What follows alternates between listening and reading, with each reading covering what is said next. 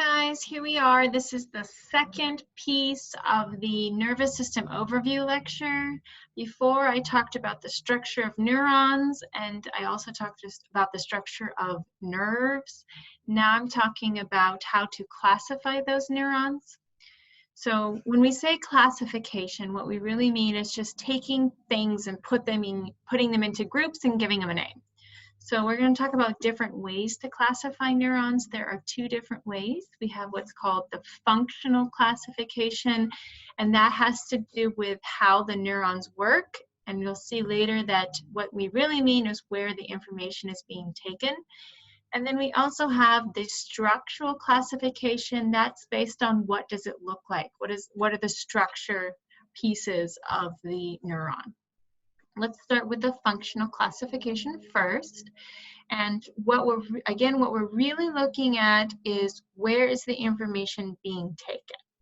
So if you have sensory neurons are bringing information from the senses, right, from your external environment and bringing it towards the central nervous system. Remember that the spinal cord is part of the central nervous system. Then we have interneurons. What does inter mean?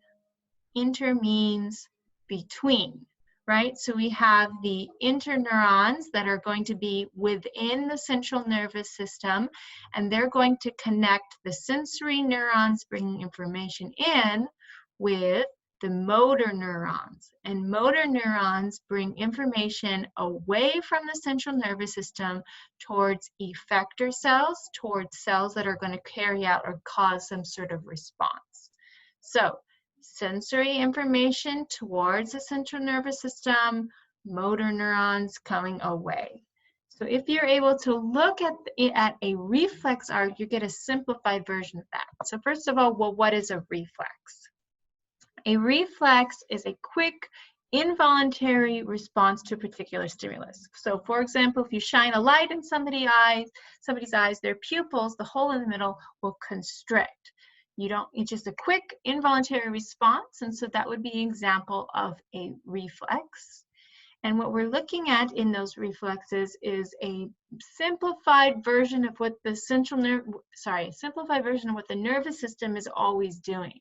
Right, so you have bringing information in, you integrate that, and then you send out a quick response. Okay, so the reason it's so quick is because you have very quick responses between sensory neurons bringing information in, then motor neurons bringing the information out. Okay, so just to review that, sensory goes in, interneurons are found within the central nervous system, and then motor neurons bring information away from the central nervous system.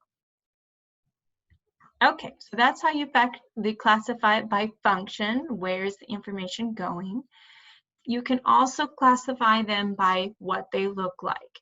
And what for neurons, what that means is the number of processes that are connected to the cell body. Okay, so process just means thing that sticks out.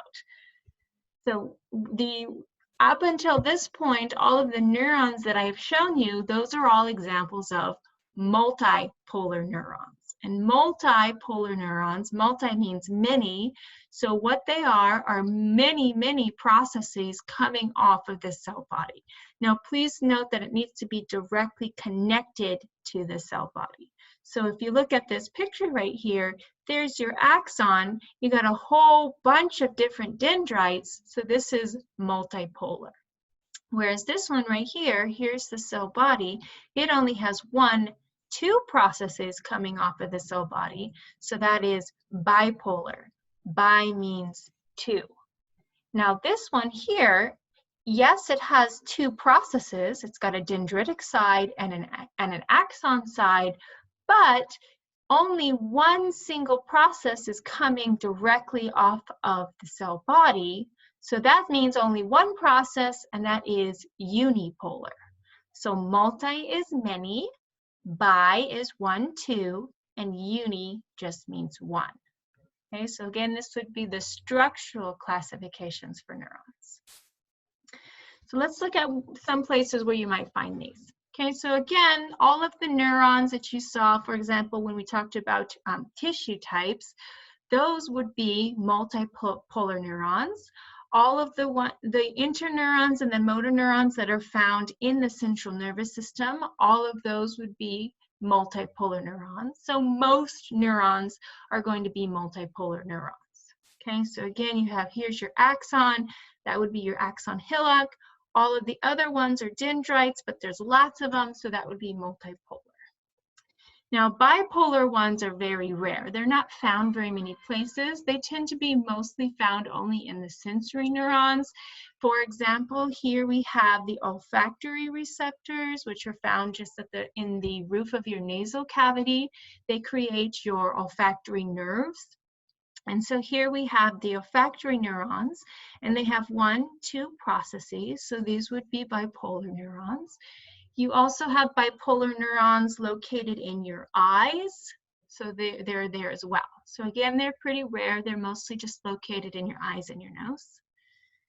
Then we have unipolar neurons, and the unipolar neurons, those are going to be sensory neurons. And the sensory neurons, remember, they bring information towards the central nervous system. Their cell bodies are going to be located in a ganglion. Do you remember what a ganglion is? A ganglion is a group or a collection of cell bodies located in the peripheral nervous system.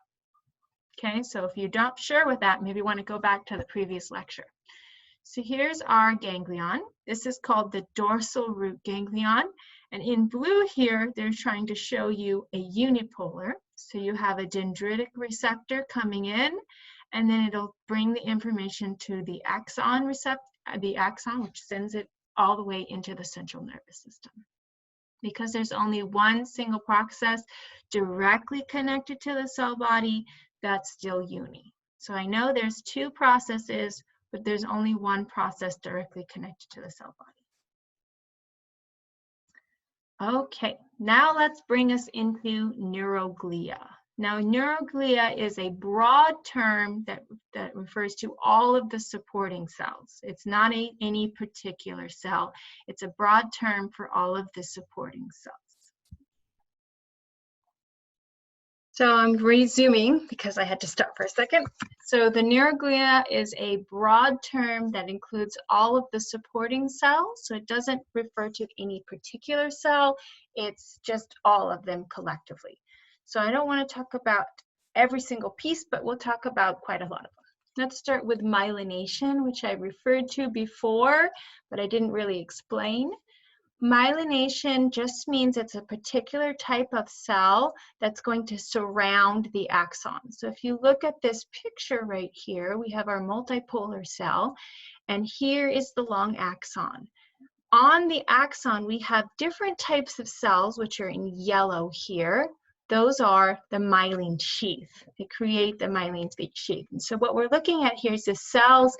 They're long, flat cells, and they flatten out, and then they wrap along the axon, and they provide protection for the axon, and they also have the ability to increase the conduction speed, so how quickly the electricity moves through that axon. So the type and the spaces between the cells are called the nodes of Ranvier. Okay, so here, here, and here, those are the nodes of Ranvier. And the type of cell that does the myelination depends upon whether or not you're in the central nervous system or the peripheral nervous system. In the central nervous system, they're called oligodendrocytes, and they create the myelin sheath in the central nervous system. They are a kind of whitish color, and that's why axons in the central nervous system have that white color, and you can create the white matter of the brain and the spinal cord. And if you're in the peripheral nervous system, they're called Schwann cells. And Schwann is just some guy's name, probably the guy who discovered it. And they wrap around the axons in the peripheral nervous system, so they would be found in the nerves. Okay, so myelination, just protection and increase the speed.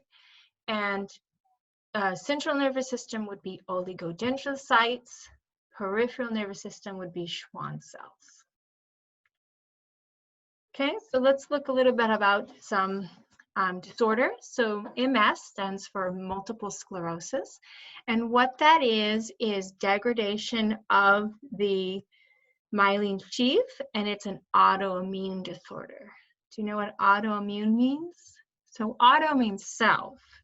So autoimmune means that the immune system is attacking itself. So in this disorder here, you have your own immune system damaging either the Schwann cells or the oligodendrocytes that make up the myelination of the axon. Okay, so that's going to cause, that's going to make it so that moving the electrical signal is going to be impaired. And so because this is found in the central nervous system and the peripheral nervous system, and it affects the sensory neurons and the motor neurons, you're going to have both sensory symptoms, such as blurred vision or numbness or any kind of sensory input, or you could have motor symptoms too, which means you could have like jerky muscles because you're not coordinating the muscles properly. Sometimes you can have paralysis or problems speaking or any of those things that have to do with sending information out to the body to control the body. Okay, so again, when I talk about things like this, these are just some examples to sort of illustrate the myelination. I'm not going to ask about them directly. Okay, on to the blood-brain barrier. The blood-brain barrier is exactly what it sounds like. It creates a physical barrier between the blood and the brain. Now, usually capillaries, which are the small blood vessels that feed the tissues, usually they're very leaky, so you have a lot of exchange between the blood and the tissues, and that's to make sure that all of the cells can get the oxygen and the nutrients they need. But the capillaries that are found in the blood, in the brain, are different. Okay, so they have a physical barrier in place to prevent communication between the blood and exchange, I should say, prevent exchange between the blood and the brain. And this is done two ways. First, you have tight junctions instead of, loose junctions between the cells. And then the other thing is they are surrounded and sort of really compressed by astrocytes. Astrocytes. So looking at the picture, why do you think they're called astrocytes? What's astro referring to? Astros, stars. Like for example, asterisk. Asterisk is a little star. Okay, so they're named astrocytes by their appearance. And they make it so that you have, it's very difficult for specific, especially things that are polar or too big, it makes it very difficult for them to travel across and get into the brain tissue. So what would be the advantage of that? Why would you have a system in place so that you can't get stuff into the brain? So think about why you would want that. So really think about your diet, right? So if you go out and you're a hunter-gatherer and you're eating berries and you're not quite sure which berries are toxic and which are not, it might be a good idea to have a system in place to make sure that the toxins that you might happen to ingest don't make it into the very delicate brain tissue, right? So the advantage would be to keep out toxins or anything that you would damage or harm it, keep pathogens out, makes it more difficult for pathogens to reach the brain. So there's a lot of good advantages to protect the very delicate, very necessary brain tissue. But there's also some disadvantages, especially when you think about pharmaceutical companies trying to help with things like Alzheimer's or things that affect the brain. It's very difficult to get drugs delivered to the brain because of this. Right? So they have to think about other ways to create delivery systems to get drugs to brains. So this is the blood-brain barrier, which would be astrocytes. Let's move on to the ependymal or ependymal cells. Now the ependymal cells, they line cavities. So in the brain, your brain's not solid. You have cavities in your brain. We'll talk about them later. And those cavities are filled with fluid that's called cerebral spinal fluid. And so what the ependymal cells do is they have little cilia. Do you remember cilia? Cilia are the ones that move. Okay, so remember we talked about the processes of the cell membrane. You've got microvilli that do not move, and you've got cilia that do move. And so what those cilia do is they all beat and move together, sort of coordinated movement. And what that does is that creates currents that allow the cerebral spinal fluid to move throughout the cell. So they help move and create a flow for the cerebral spinal fluid, and that makes sure that all of the cells are bathed with the appropriate amount of nutrients and oxygen that they need, and also to sort of move things around within the brain. Okay, so the ependymal cells, they line the cavities and they have those cilia to help move the cerebral spinal fluid around. Okay, microglia. What does micro mean? Micro means small, right? So macro big, micro small. So what they do, those are part of the immune system. They are what we call phagocytes. And phagocytes go around and eat things. So they're going to go around and eat anything foreign like bacteria or debris that is around. They also help recycle dead neurons or cell structures. So that if you look at this picture here in red, that would be the neuron. So they would be the dendrites of neurons, just sort of branching outward. And in green here, those are all the little microglia. Okay, so looking at the difference in size, why do you think they're called microglia? They're very tiny. So I like to think of these sort of as the cleanup crew, right? So the microglia, their job is to go around and make sure that your brain is nice and cleaned up and get rid of all the bacteria, any pathogens, and any debris that's just sitting around. Okay, so they're going to help with the function of the neurons, because the neurons are going to function and synapse and connect with each other much more easily if there's not a bunch of debris sitting around in there too. And they're also helping you against infections. Okay, what I want you to do right now is take a minute and pause the video and see if you can list the cells and list the cells for each one. Then when you come back, we'll go through it together. Okay, welcome back. Okay, so what makes the myelin sheath in the central nervous system? Starts with an O. Oligodendrocytes. Okay, so if the central nervous system has the oligodendrocytes, what's it called in the peripheral nervous system? Those would be Schwann cells. What makes the blood-brain barrier? Those are the star ones. What are the star ones? Astrocytes. I put a little asterisk there to show you what I'm talking about. That's an asterisk. And which one have the little cilia to beat and move the cerebral spinal fluid around? Those would be the ependymal cells. And then which ones are the tiny ones that are for immunity, to engulf bacteria and debris? Those would be the microglia. Okay, that's the end of the lecture. I will see you later.